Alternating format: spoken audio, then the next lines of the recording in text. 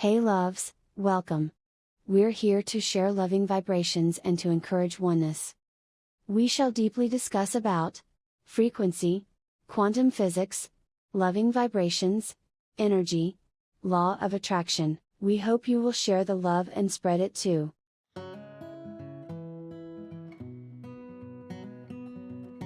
Sit on your bed one day and ask yourself, what remarkably stupid things am I doing on a regular basis to absolutely screw up my life? And if you actually ask that question, but you have to want to know the answer, right? Because that's actually what asking the question means. It doesn't mean just mouthing the words. It means you have to decide that you want to know.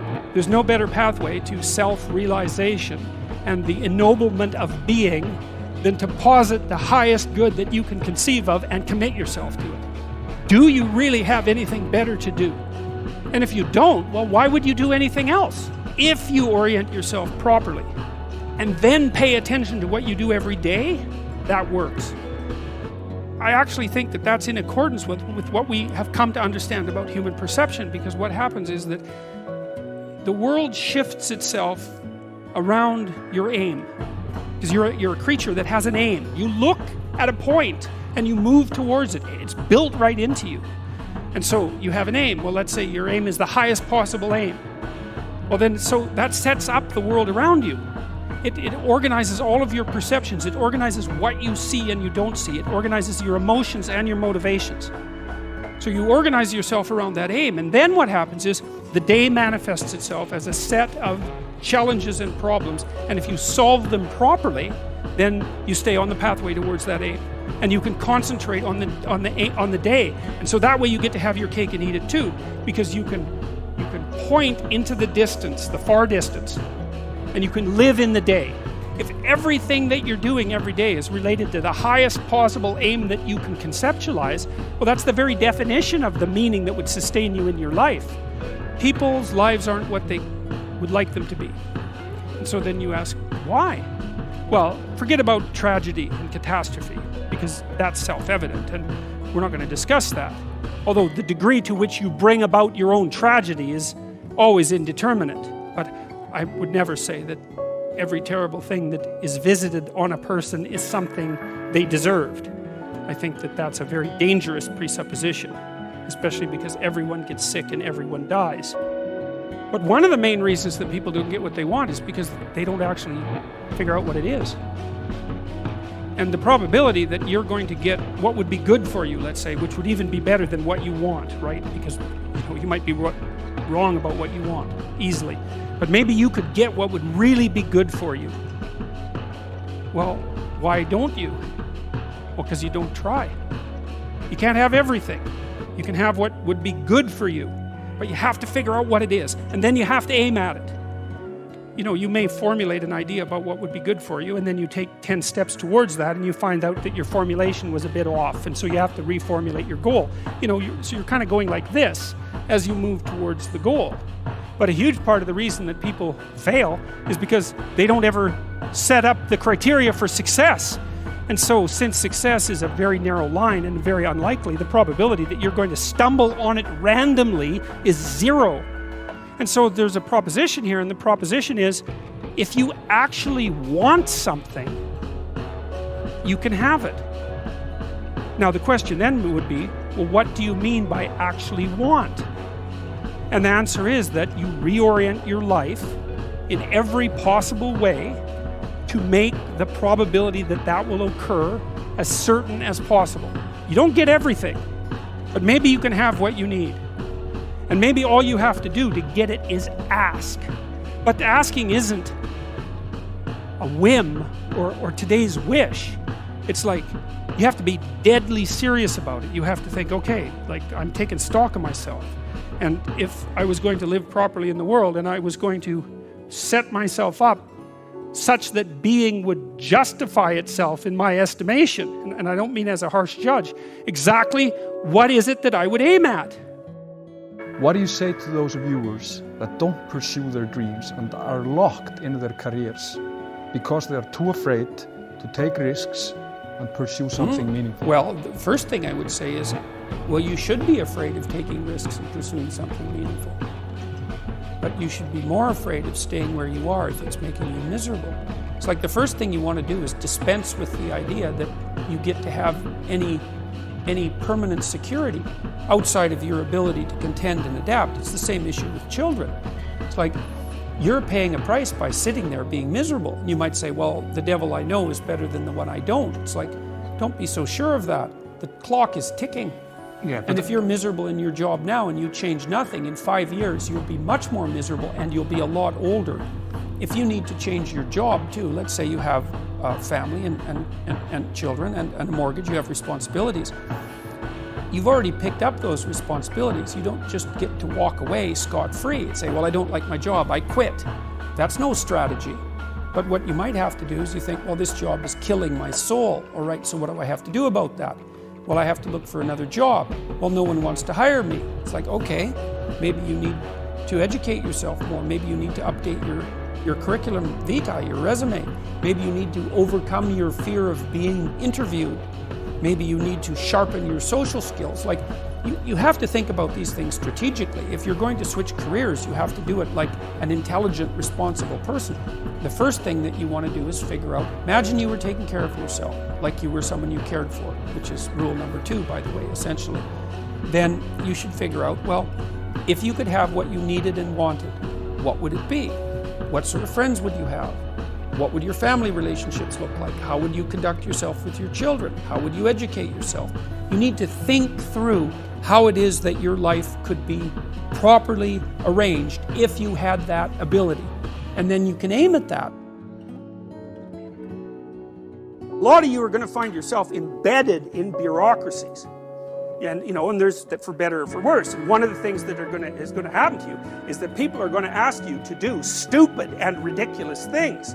And the fact that they're asking you to do stupid and ridiculous things is going to do 3 things to you. One is it'll warp you so that you'll pretend that you agree with it, and then eventually you will, and like good so much for your soul. And then the other thing is that it'll demotivate you because you'll think, why should I be like slaving away at this job when I'm being pecked to death by morons with stupid rules. The third thing that it'll do is make you resentful and irritated, and that will also undermine your motivation and make your life miserable. And so you might think, well, what should you do about that? And the answer to that is, you should object at the earliest possible point, because first of all, you'll find that if you object to radical stupidity when it first emerges, you kind of make people aware of the fact that what they're doing is radically stupid, and they'll usually back off. And so then they won't torture you to death. So, you have to take a risk, which is, oh no, what happens if I complain about this? But, it's another one of those situations where you're damned if you do and you're damned if you don't. So if you complain, that'll cause some trouble. Although usually it causes way less trouble than you'd think, because people are generally not very courageous. And if you push them with some strength when they're doing something absolutely moronic, they'll usually back off because they don't know what to do when they're being challenged. And then you won't have to put up with it for the rest of your life. Do not do things you know to be stupid. Stand up and say, look, that's dumb, I'm not doing it. And if they ask you why, then you can say, well, A, I think it's stupid. B, if I do it, I'm going to get irritated and resentful. And also, if I do it, it's going to decrease my motivation. So I'm not doing it. And then if they push you too hard, it's like, hey, it's time for a different job. And that might be the best thing that ever happened to you, because if the structure you're in is going in that direction and you can't stop it, it's like, get the hell out of there and find something else. So it's not that hard to find a job when you already have a job. That's another thing to keep in mind too. Whenever you're working, and you will be, especially in the world of today where jobs are relatively uncertain, you should always have an escape route planned, and it should be active, because if you don't have an escape route and you can't get away, you can't say no. And if you can't say no, you can't bargain, and if you can't bargain, you're a slave. So that's how the world is set out at the moment. It's probably always been like that, but it's something that you really need to know, because you got to watch. If your being is objecting to something that someone is forcing you to do, maybe you're right. Maybe you shouldn't be doing it. And lots of people end up living meaningless lives. If you take people and I've told you this, and you expose them voluntarily to things that they are avoiding and are afraid of, that they know they need to overcome in order to meet their goals, their self-defined goals. If you can teach people to stand up in the face of the things they're afraid of, they get stronger. And you don't know what the upper limits to that are, because you might ask yourself, like, if for 10 years, if you didn't avoid doing what you knew you needed to do, by your own definitions, right, within the value structure that you've created, to the degree that you've done that, what would you be like? Well, there are remarkable people who come into the world from time to time, and there are people who do find out over decades-long periods what they could be like if they were who they were, if they spoke their being forward. And they get stronger and stronger and stronger, and we don't know the limits to that. We do not know the limits to that. And so you could say, well, in part, perhaps the reason that you're suffering unbearably can be left at your feet, because you're not everything you could be, and you know it.